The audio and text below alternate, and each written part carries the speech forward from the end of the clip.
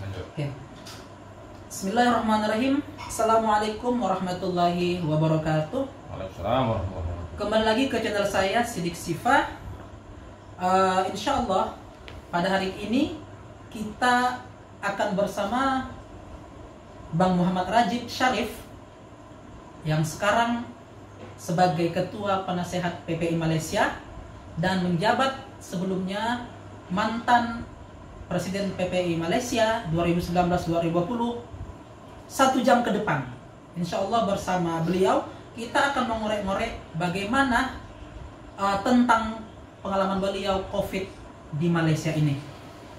Oke, sebelumnya saya di sini sebagai host ya. Saya akan memperkenalkan kepada halayak semua, kawan-kawan semua, bagaimana riwayat beliau ya. Perlu diketahui beliau adalah asli dari Putra Aceh. Beliau lahir di Banda Aceh 8 Januari 1993 ya. SD, SMP, SMA semua di Aceh, dan langsung beliau menyelesaikan BA-nya, S1-nya itu di Universitas Shah Kuala dalam jurusan Ilmu Politik. Kemudian beliau melanjutkan S2-nya Political Science di Universitas Islam Antarabangsa Malaysia atau IIUM, Gombak ya, Selangor, jurusan Political Science, sama juga politik. Dan sekarang beliau mengambil PhD S3 dalam bidang yang sama.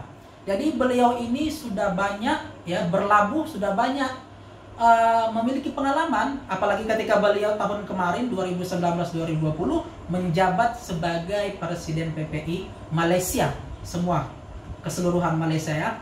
Jadi kita akan mengorek-ngorek bagaimana pendapat beliau tentang COVID-19 di Malaysia. Oke Bang? Sehat ya? Sehat ya? Saya nggak nyangka openingnya formal sekali, tapi bagus. Style agar YouTube-nya bisa lebih maju. Oke. Sehat ya? Sehat Bang ya? Bisa kok di YouTube itu kan nanya kabar Oke. dulu, segala macam basa-basi lah. Basa-basi. Biar nggak apa kali. Jadi pertama itu kita itu agak apa ya, agak serius. Setelah itu kita ngobrol santai nih. Siap. Oke Bang, langsung ya. Saya sudah menyusun ini berbagai macam pertanyaan. Oke. Yang banyak, mana ini banyak juga masuk ke FB saya, IG saya, WhatsApp saya, kawan-kawan yang ada di Indonesia. Oke. Ini memang pas banget ya kita nanya langsung kepada orangnya. Yang mana beliau ini perlu diketahui sudah sering ya live bersama CNN, ya kan Bang? Iya, kebetulan. Subuh, bayangkan tadinya ke 4 subuh, saya kan satu rumah dengan beliau. Jadi 4 subuh kita sahur, beliau masih live dengan CNN. Bahkan terlalu 1 Syawal juga. 1 Syawal, Sama nah, keluarga. bayangkan coba. Jadi TV saja ya, itu nyari berita itu yang kompeten dari beliau. Jadi ini adalah momen yang sangat langka ya. Oke Bang, pertanyaan pertama saya Bang, bagaimana menurut Abang tentang COVID-19 di Malaysia ini, khususnya ketika abang menjabat gitu loh. Oke. Secara umum ya? Ya secara umum dulu. Terima kasih atas liputannya Sidik. Ini konten yang bagus dan mungkin edukasi buat teman-teman semuanya, karena kita bicara COVID, kita bicara isu pandemi internasional, pandemi dunia yang tidak hanya mengenai satu negara, jadi tidak hanya menyerang satu negeri saja ataupun satu tempat saja, namun secara global semua titik di muka bumi ini terkena dampaknya begitu. Nah, tidak tertutup kemungkinan saya pribadi yang kemudian berada di Malaysia, Sidik berada di Malaysia, serta rekan-rekan yang kemudian berdomisili di Kuala Lumpur atau di negeri lain di Malaysia, kita semuanya merasakan tentang beratnya pandemi ini, tentang bagaimana naik turunnya kurva positif, bagaimana simptom atau gejala yang dialami, serta korban-korban dan nauzubillah bahkan sampai ke korban kematian, sekalipun kita senantiasa melihatnya secara langsung dan bisa mengupdate ataupun memperbaharui informasi di sini. Di awal mula, alhamdulillah ketika amanah itu diemban, kebetulan ketika akhir tahun 2019, tampuk kepemimpinan PPI Malaysia berpindah dari yang sebelumnya kepada saya, dan dengan semangat juang rekan-rekan PPI Malaysia waktu itu sebagai mahasiswa secara umum, sebagai masyarakat yang merantau ke Malaysia, euforia untuk berorganisasi sedang panas-panasnya. Namun disayangkan awal 2020 bisa diketahui sendiri, muncullah berita tentang bagaimana COVID ini ada di China awalnya. Kita dikejutkan dengan orang yang tiba-tiba pingsan ketika lagi berjalan. Ya. China lockdown total, masker langka, harga masker meningkat, APD Indonesia tidak tersedia lagi di rumah sakit begitu ya. Nah, ternyata puncaknya itu terjadi ketika tidak lama PPI Malaysia melakukan pelantikan dan rekan-rekan kita sudah menyusun program kerja yang sangat banyak. Nah, disitulah puncaknya.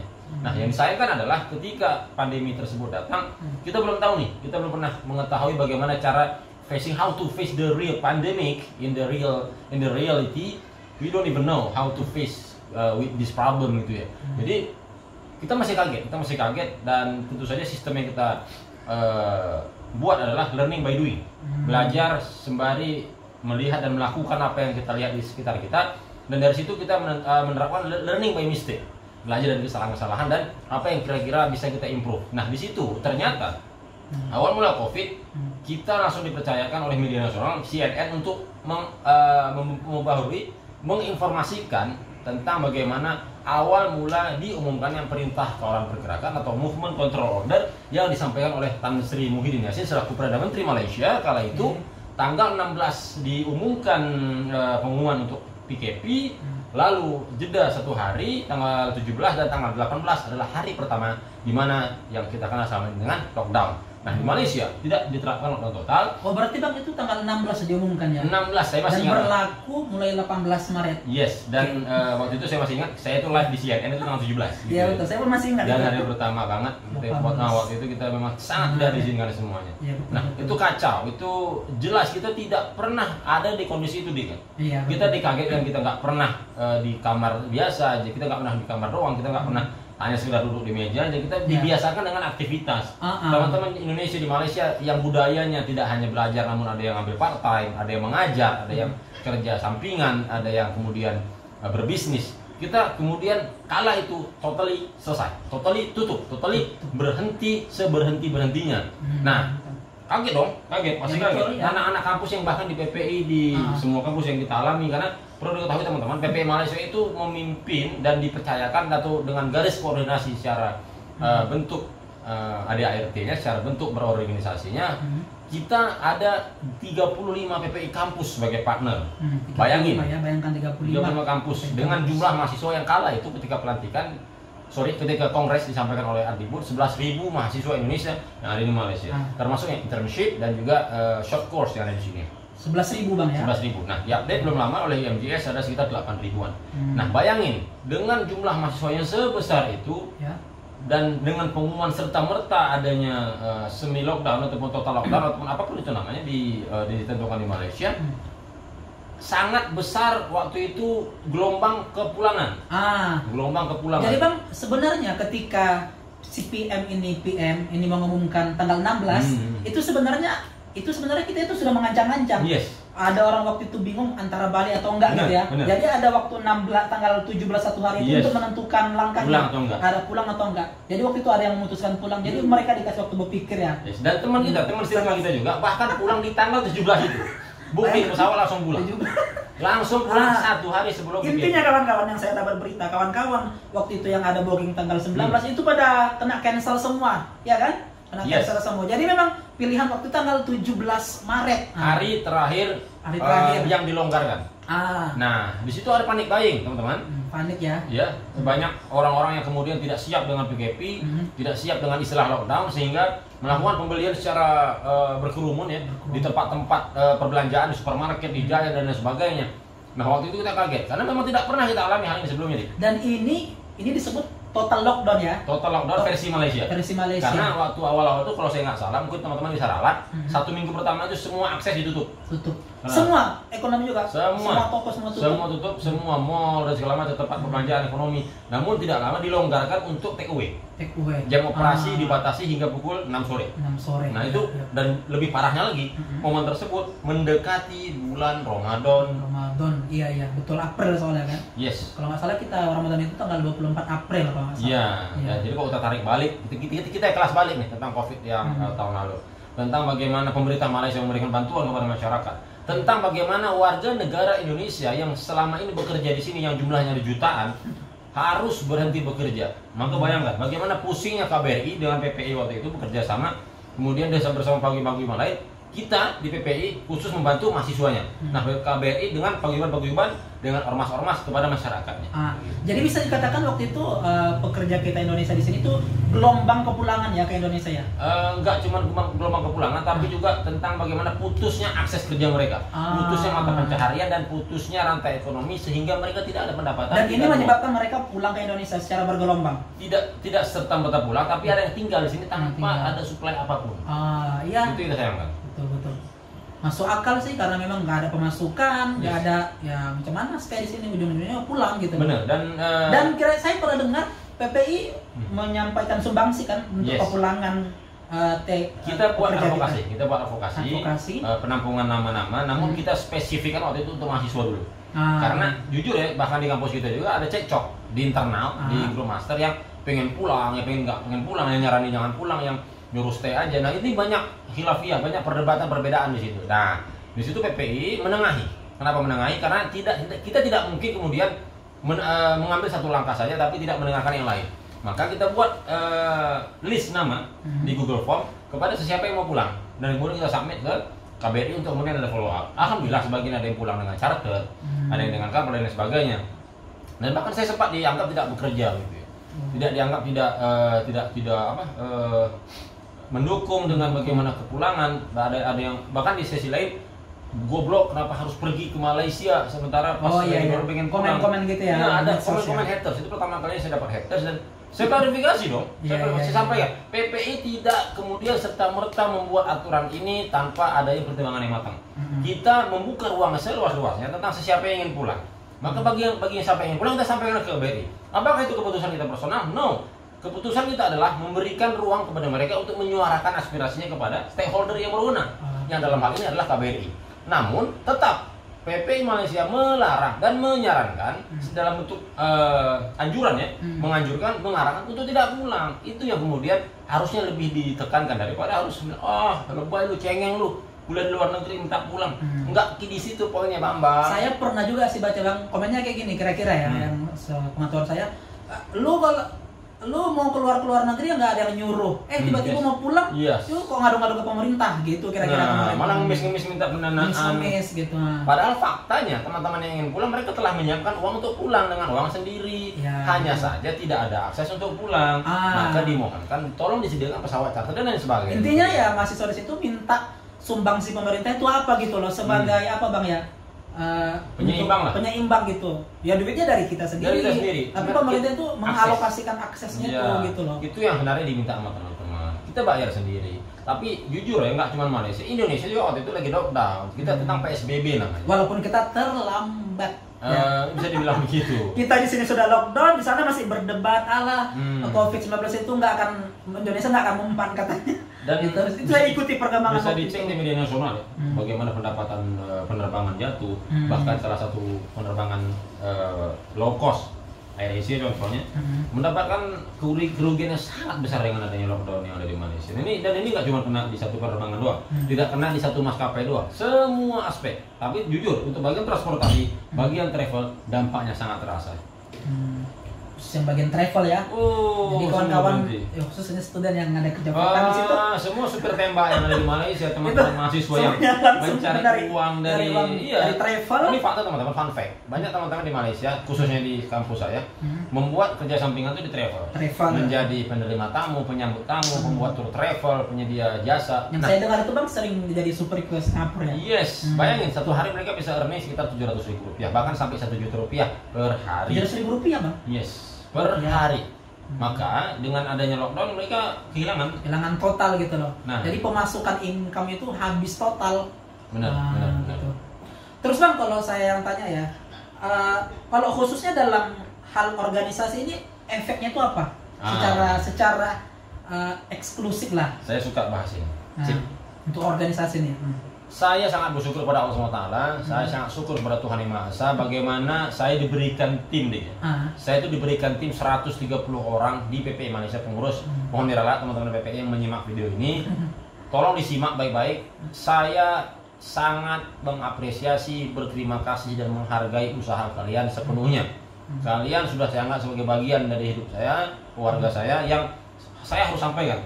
Dengan adanya lockdown, tidak serta-merta membuat semangat teman-teman kita tuh berhenti nih. Iya. Anak-anak PPI Malaysia 2020, yang saya sekarang saya sematkan sebagai mantan PPI COVID, mereka adalah orang-orang yang bisa mengeluarkan ide di luar nalar kondisi kita yang sangat tidak memungkinkan. Bayangkan, di saat kita tidak pernah mengenal pandemi, disitulah kita pertama menyesuaikan dengan adanya pandemi. Apa itu? Kita buat dialog kebangsaan dengan sistem webinar. Kita undang seluruh ketua-ketua BEM di kampus-kampus bergengsi di Indonesia. ITB, IPB, BEM, BEM UGM, Mantap ya. Undip, UNS, kita kumpulkan ruang di situ, kita berhimpun di situ, dan kita undang banyak ketua PPI cabang yang ada di Malaysia untuk kemudian bisa menjadi pembicara di situ. Untuk apa? Mendiskusikan bagaimana perspektif mahasiswa yang berstatus diaspora, karena kita berdiaspora di luar negeri, tentang dan juga perspektif teman-teman aktivis yang ada di Indonesia yang melihat langsung bagaimana penanganan COVID di negeri kita. Nah, dengan adanya tukar pikiran ini, kita bisa saling bertukar informasi. Jadi kayak studi banding ya gitu. Studi banding, dan kita undang juga pemateri-pemateri dari nasional. Contoh Mardigu EP. Kita undang Dr. Tirta. Mardigu bang? Mardigu. Yang baru. Mardigu datang. Yang Sontoloyo. sekarang Yes. Bosman ya Sontoloyo. Bosman Sontoloyo kita undang waktu itu. Mantan Menteri Ketenagakerjaan Hanif Dahiri. Nah, itu suara piring iklan. Juga ada ini yang menginisiasi langsung PPI Malaysia. PPI di bawah divisi kajian dan strategis. Mantap. Parah. Keren. Di situ dia. Ya. Terus kira-kira ketika mereka melihat bagaimana studi banding COVID di Malaysia, bagaimana tanggapan mereka, Bang? Nah. Dengan apa namanya ya, yang mereka alami, bagaimana yang dibuat pemerintah Indonesia di Indonesia. Bagaimana mereka ketika menanggapin penanganan pemerintah di sini dengan Indonesia? Bagaimana tanggapan mereka? Oke, sebelum kita ke situ, saya mau lanjutkan tentang bagaimana anak-anak PPI ya.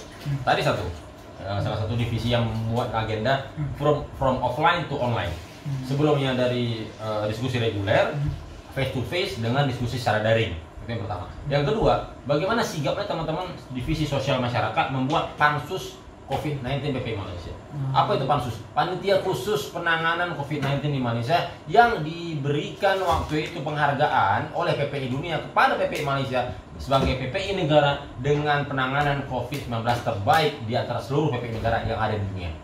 Ini adalah bukti apresiasi yang begitu besar kuat kepada teman-teman saya yang luar biasa di bawah Sosmas yang membuat pansus yang diketuai Mas Andas dan rekan-rekan saya di PPI lainnya.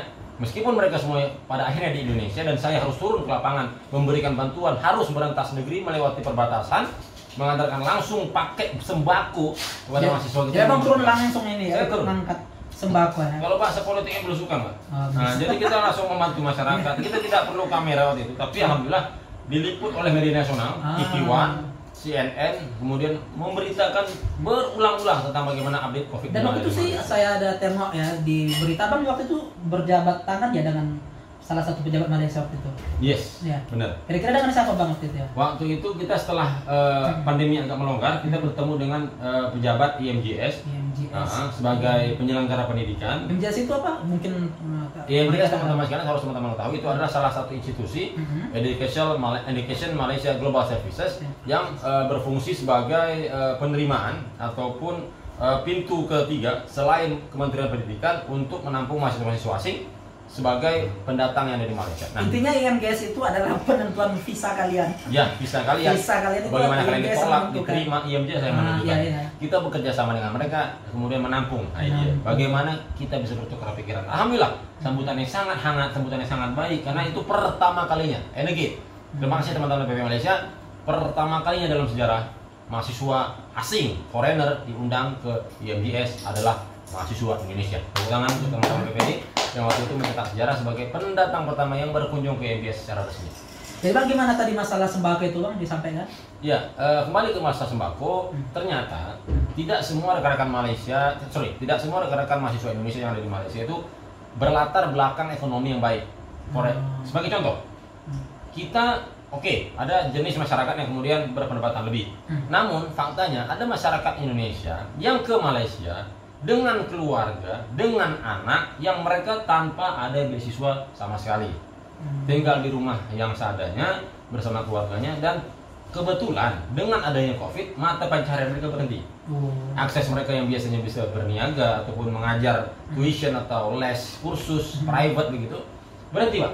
Berhenti. Nah ini yang membuat mereka itu tidak ada pendapatan. Nah di sana kita menjemput bola, kita buat Google Form dan tidak serta merta kita memberikan kepada yang apply, yang mengirimkan dokumen. Tapi kita sortir lagi.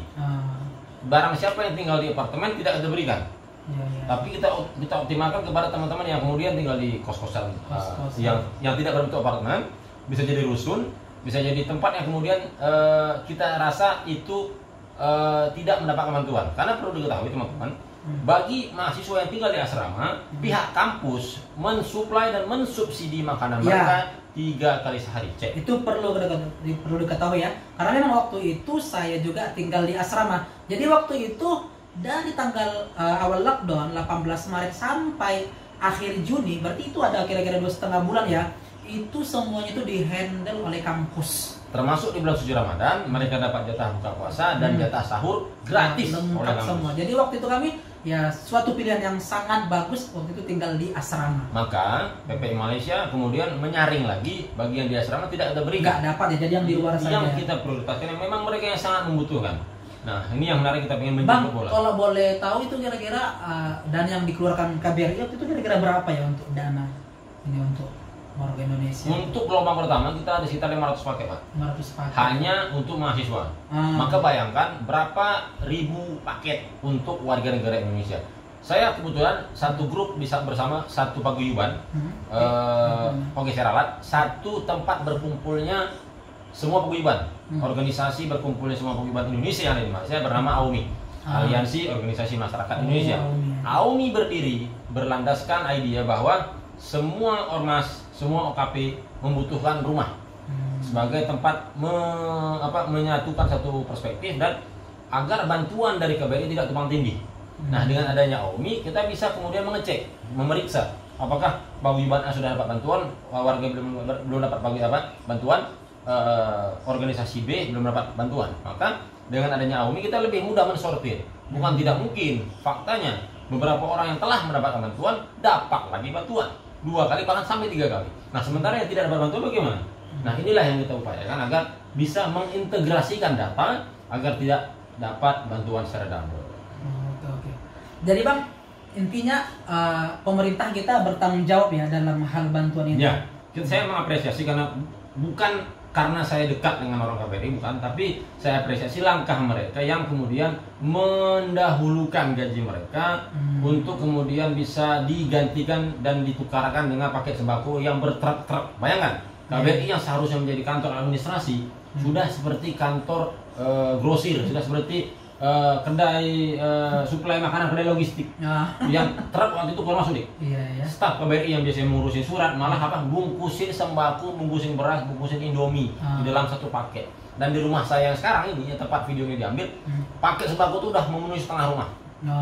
Dan waktu itu saya per harinya saya berikan, dan ketika ada yang lebih bahkan masyarakat Indonesia yang di sini yang mohon maaf tidak berdokumen, mereka juga kita bantu agar kemudian bisa memudahkan. Karena kasihan mereka tinggal di sini rame, anaknya banyak tapi tidak dapat bantuan. Jadi waktu itu memang betul-betul nggak ada pemasukan ya? Sama sekali tidak ada, dan waktu sama stop semua. Yes.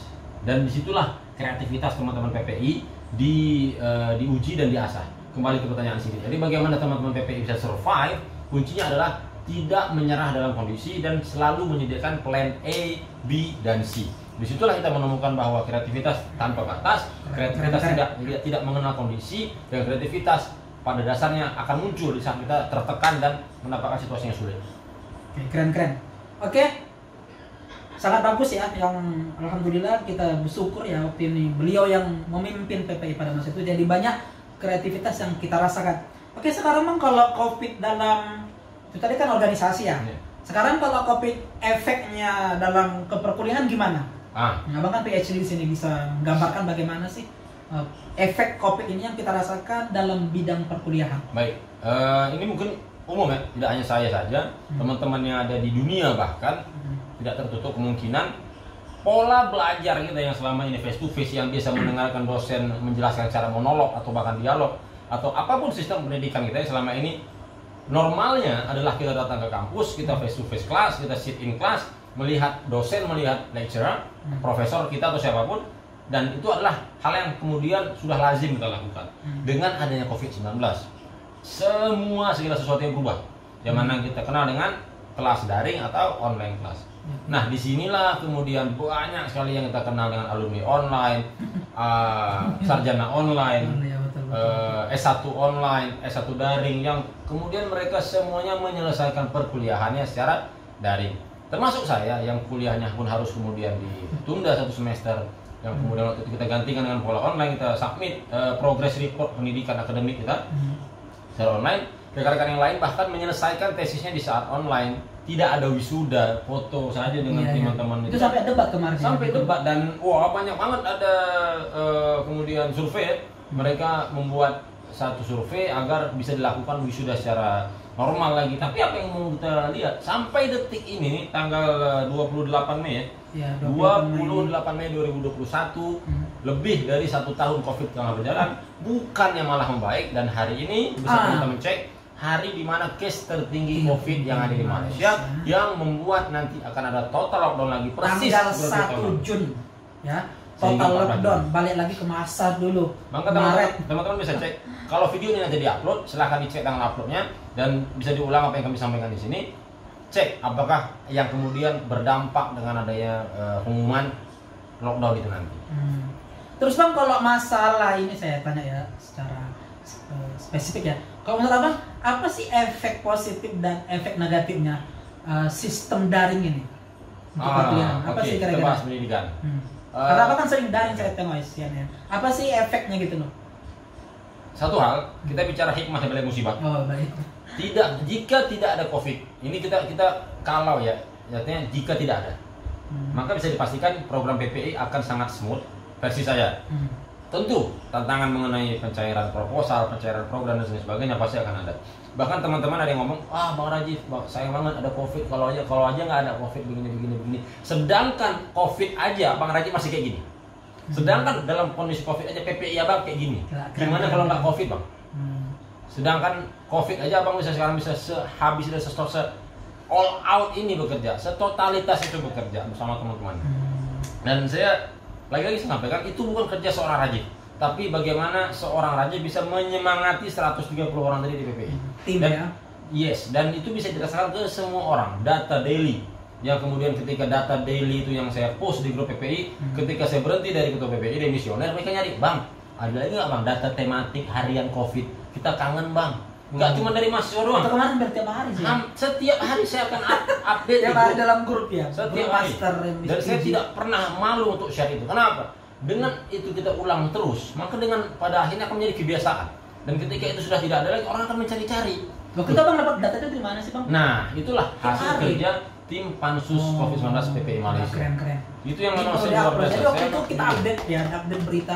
Tiap hari saya tengok grup, itu tiap hari itu aja bertanya update tiap hari berapa yang ada yang bosan, ada yang perlu, ada yang mengirimkan link itu ke kampung halamannya bahkan.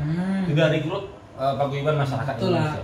Itulah yang saya kemudian mikir, kita tidak perlu membuat agenda-agenda besar dengan uang yang banyak, tapi dengan ketika kita memberikan informasi, edukasi yang benar, tata cara yang baik, itu udah orang sangat merasakan efeknya begitu. Pernah nggak terpikir waktu itu Abang ketika mencalonkan PPI ini, ternyata saya PPI di masa lockdown, pernah nggak terbayang? Nggak ada, sama sekali nggak ada. Dan lucunya ketika ini satu hal yang baru. Ini fakta ya, ketika Bang pulang kampung bahkan awal Januari itu, Bang ke Banda Aceh balik, ya biasalah libur semester ya. Waktu itu udah ada tuh aroma Covid dan masih betul begini. Udah ada ya? Udah ada. Nah, ini satu lagi fakta. Hari pertama saya kembali ke Malaysia, saya taruh tas di rumah, saya live acara webinar penanganan Covid pertama oleh tim Sosmas. Nah, itu kita undang dokter langsung ya. Saya nggak salah bulan Februari sebelum pelantikan kita buat webinar itu, membahas bagaimana Covid, jenis virusnya bagaimana, bisa dicek di YouTube PP Malaysia. Dan itu saya pertama kali memberikan sambutan di acara online kita. Nah, di situ kita undang dokter loh, kita undang dokter langsung karena ada isunya makan kelelawar, gara-gara dan segala macam, gara-gara hewan, dan itu diklarifikasi bahwa nggak semuanya loh dari binatang, tapi juga ada sebab-sebab lainnya. Nah, di situ akan nanti ada teori konspirasi dan segala macam, akan sangat panjang diskusi kita. Tapi nggak 1 jam aja. Sekreatifnya waktu itu tim Abang ya, yang 130 orang. Waktu itu Abang, saya alhamdulillah kan pernah juga lah dalam organisasi ya, milih tim saya ya. Nah, jadi waktu itu Abang siapa sih waktu itu Abang sebagai tolak ukur hingga Abang menemukan tim Abang yang 130 yang kreatif itu? Apa sih tolak ukurnya waktu itu? Apakah kreativitas mereka sebelumnya, kegiatan-kegiatan mereka sebelumnya. Waktu itu tolak ukurnya gimana sih?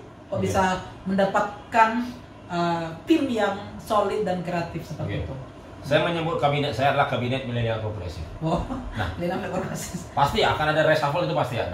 Artinya beberapa orang yang kemudian zong ya, yang kemudian biasa dalam siklus organisasi. Ada juga yang zong ya? Yes, dalam siklus organisasi teman-teman harus paham di internal kita pasti akan ada masalah. Tidak mungkin tidak ada masalah. Nah, akan ada reshuffle. Orang-orang yang kemudian hilang dengan sendirinya dan tergantikan dengan orang-orang yang baru. Telan bumi ya. Dan bagi saya, untuk mundurnya orang-orang tersebut itu bukan kegagalan, sama sekali bukan kegagalan. Tapi apa? Disitulah kita kemudian seleksi alam bahasa kita untuk mencari siapa yang lebih baik.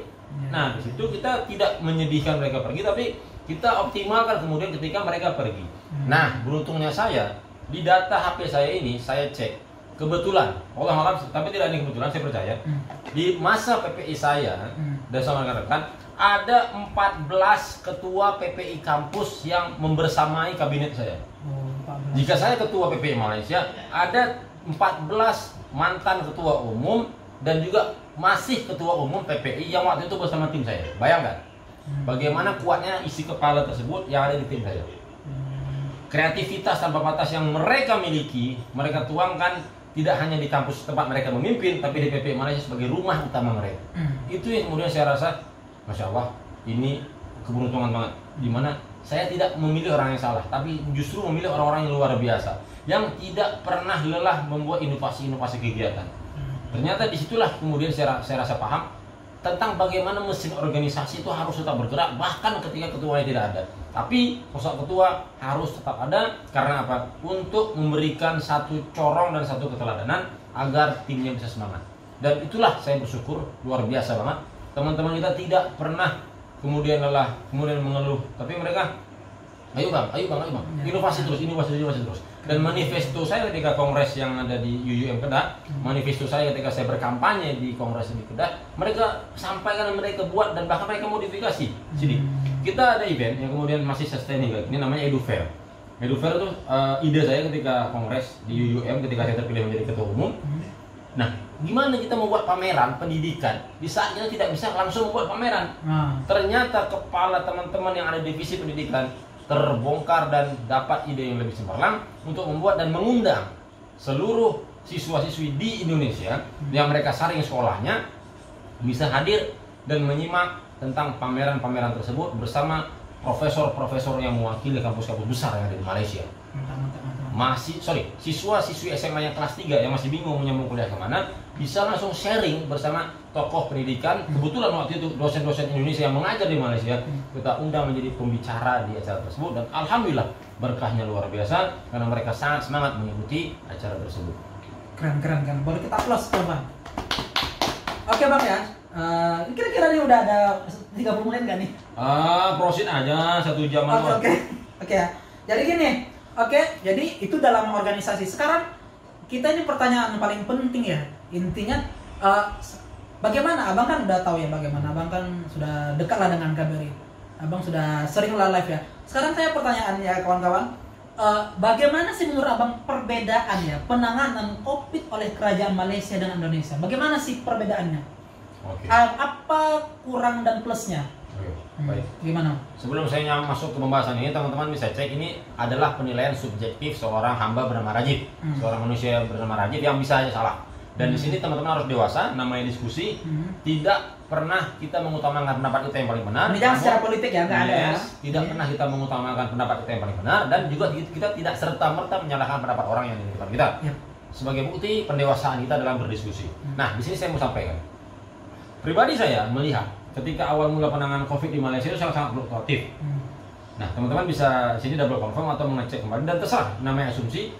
Di awal mula penanganan COVID di Malaysia luar biasa. Saya sangat apresiasi tentang bagaimana kepatuhan masyarakat yang kemudian bertegak lurus dengan kebijakan pemerintah yang kuat. Nah, dengan adanya dua sinergi ini antara kepatuhan masyarakat dengan sinerginya kebijakan yang tegas dari pemerintah, membuktikan angka COVID di Malaysia pernah menyentuh 0. Nol waktu itu Bang ya? Pernah. Bisa. Itu kira-kira bulan berapa Bang?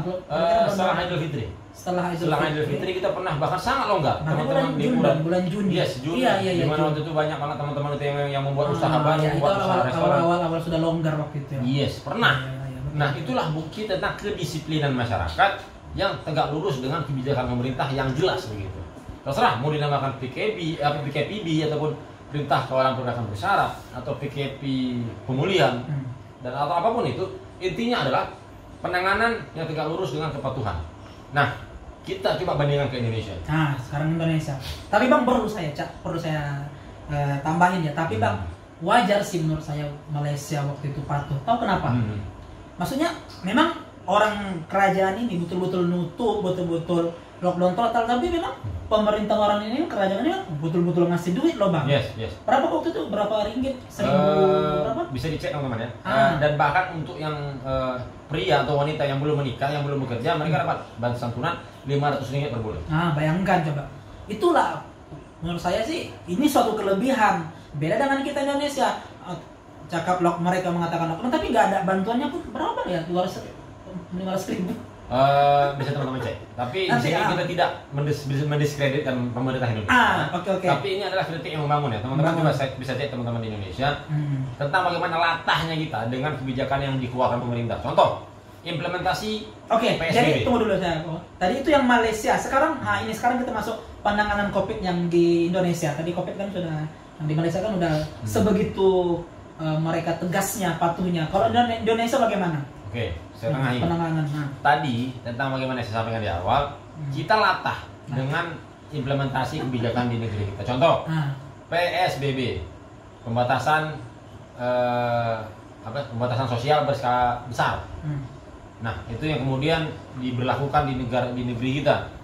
Yang waktu itu dengan latahnya masyarakat kita sama sekali tidak paham tentang contoh. Ketika awal mula COVID di rumah benar-benar. Hand sanitizer diborong sebanyak-banyaknya.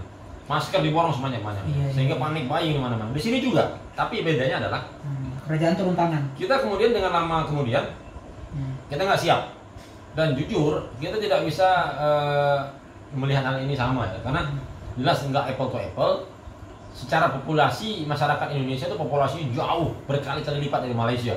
Satu Malaysia itu lebih kecil jumlahnya masyarakatnya dari satu provinsi Jawa Barat.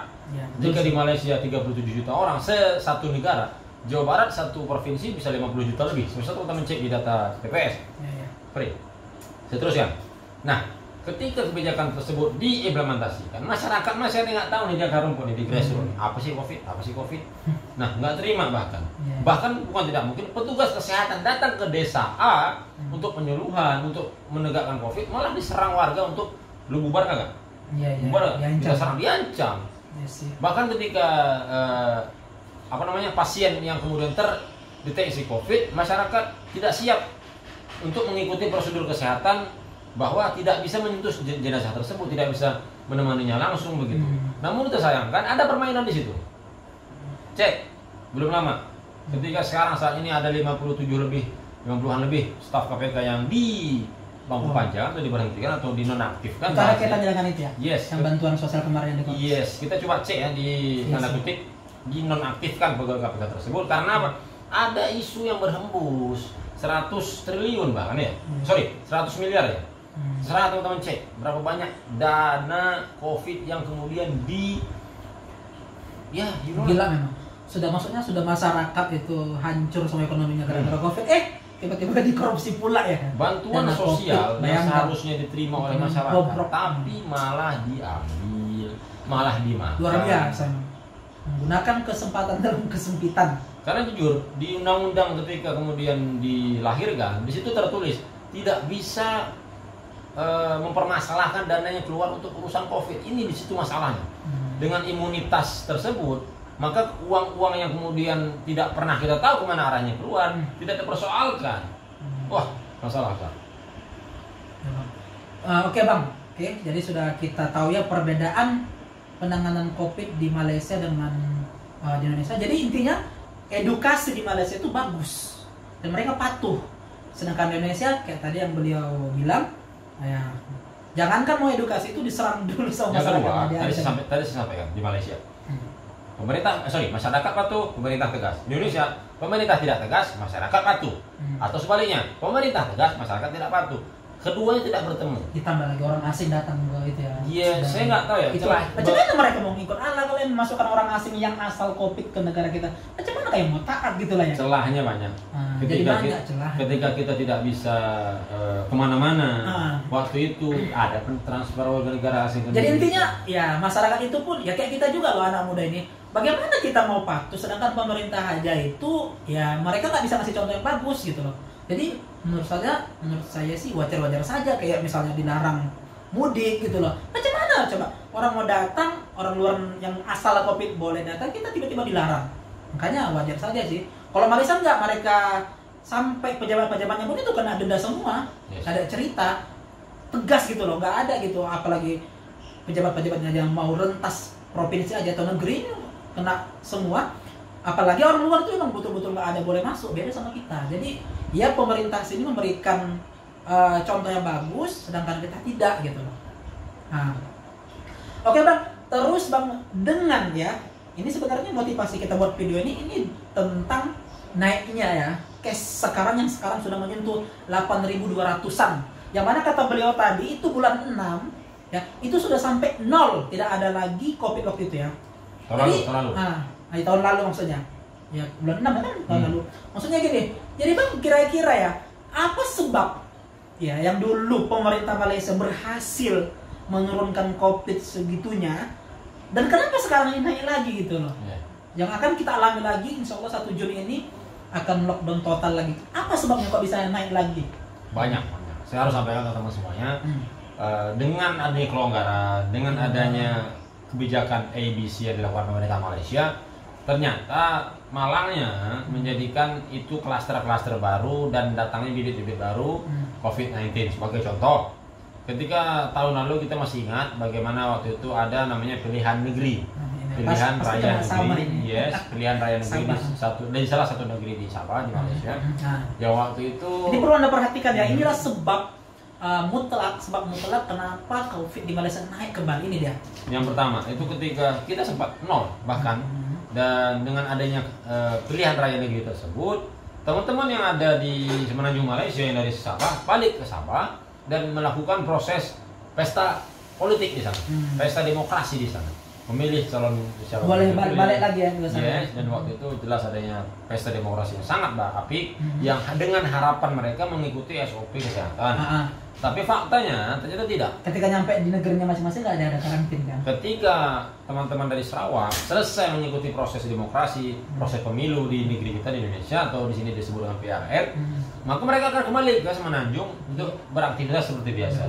Dan ternyata mereka menjadi carrier yang membawa COVID-19 itu lagi.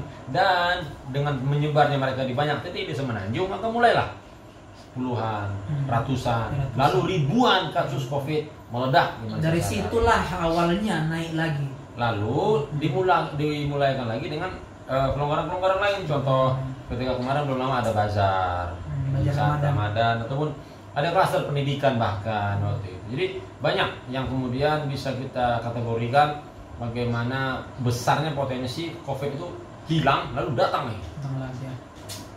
Pesta demokrasi bang ya? Pesta demokrasi. Kayaknya sama juga sih di negeri kita. Negara kita kemarin kan ada pesta demokrasi juga. Pilkada kita besar-besaran di banyak titik. Mereka masih bahkan buat. Tapi setelah selesai pilkada dilarang lagi. Itu kerennya loh. Kayak negeri dong. Kita menyayangkan. Tadi ibu saya menelpon bagaimana pedagang-pedagang kecil yang dianggap tidak mengikuti SOP-nya pemerintah ditutup. Mengapa? Sementara mereka adalah UMKM yang mencari uang dari proses tersebut, dari perniagaan tersebut.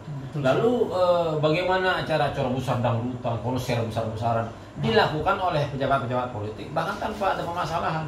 Mohon maaf, bahkan seorang Habib di Indonesia ketika melakukan satu kegiatan yang waktu itu berkerumun tidak apple to apple dengan acara lainnya yang juga berkerumun.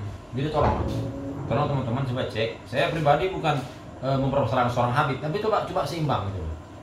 Artinya we are not talking about the habit or about the vigor, but about how to make our rules, our regulation, and our law to be balanced with others. Bagaimana hukum itu bisa seimbang, bisa adil.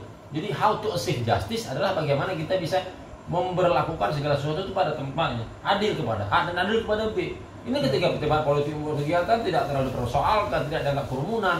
Kunjungan Presiden Indonesia, hampir saya sebut namanya, kunjungan Pak Jokowi ketika di salah satu tempat di NTT sana dikumpulkan oleh masyarakat. Apa kata media?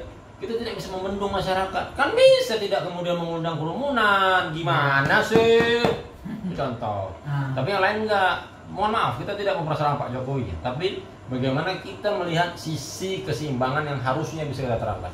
Dengan adanya keadilan, saya percaya negara Indonesia setelah ini akan bisa lebih baik lagi penanganannya. Betul. Oke Bang, sampailah kita ke cara selanjutnya, pertanyaan saya. Jadi Bang, kira-kira apa pesan Abang ya untuk mahasiswa Indonesia yang masih stay di Malaysia? Kuliah. Untuk menghadapi total lockdown lagi yang akan datang awal Juni ini, apa kira-kira pesan Abang? Teman-teman silahkan cek prioritas teman-teman apa. Teman-teman punya list to do ya, apa yang mau teman-teman lakukan. Kalau saya mungkin sekarang disibukkan dengan kegiatan pekerjaan sebagai fokus utama dan juga kuliah juga tidak saya lupakan. Teman-teman cek apa skill of priority, skala prioritas Anda. Kalau memang ingin kuliah, ini saatnya karena masih online. Bahkan banyak banget toleransi yang diberikan oleh dosen-dosen Anda ketika kelas online. Tidak ada yang mengikuti dengan kamera, bisa tidur-tiduran bahkan. Tolong dong, dioptimalkan begitu. Nah, yang lainnya adalah jadikan situasi sebagai satu inovasi yang pada akhirnya menjadi solusi untuk Anda.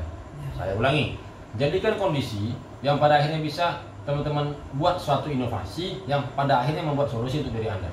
Karena jujur, belajar dari PPI Malaysia tahun lalu, saya lihat kondisi yang sempit, yang mana ruang gerak sangat minim, bisa dimodifikasi oleh teman-teman PPI sehingga inovasi demi inovasi itu muncul. Edufair bisa dibuat online, ada Solitude, kita undang tokoh-tokoh besar di Indonesia waktu itu diskusi ya, diskusi besar. Saya bisa berdiskusi dengan IMGS, mengadvokasikan masalah mahasiswa Indonesia yang ada di Malaysia. Saya bisa berkali-kali masuk televisi mengupdate, bukan buat saya tapi tentang bagaimana kita bisa menginformasikan tentang bagaimana penanganan COVID yang ada di negara ini. Lalu apa? Tentang bagaimana teman-teman bisa mencari celah di balik musibah. Contoh, kita tidak pernah tahu usaha cupang itu maju banget. Game online itu meledak. Banyak orang-orang kaya baru dengan adanya game online di rumah mulu. Bagaimana kuota internet menjadi salah satu jajanan wajib karena kita di rumah terus. Bagaimana meja belajar itu sangat laku. Bagaimana tripod dan juga teman-teman yang tidak pernah bisa jadi konten kreator jadi konten kreator. Munculnya youtuber baru ya, kemudian serta merta membuat konten 2-3 bulan atau subscriber gede.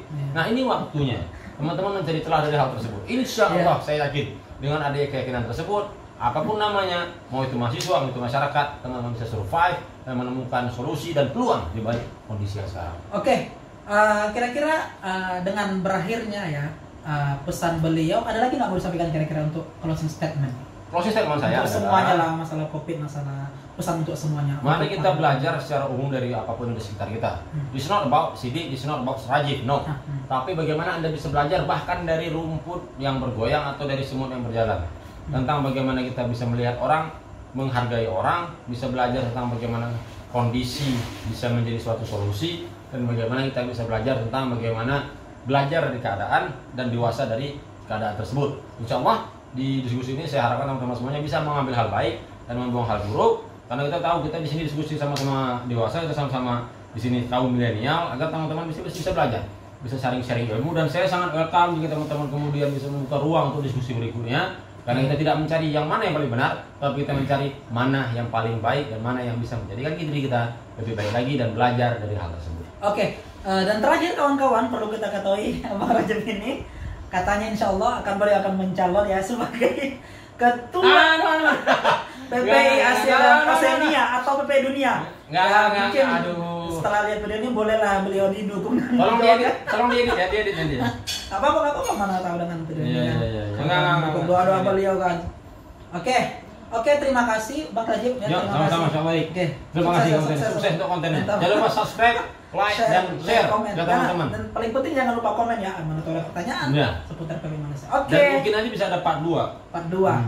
Oke, terima kasih atas seluruh waktunya. Sampai jumpa lagi. Assalamualaikum warahmatullahi wabarakatuh. Hidup mahasiswa, salam ilmu. Udah PKI duduk. Berapa menit? 49. Nah,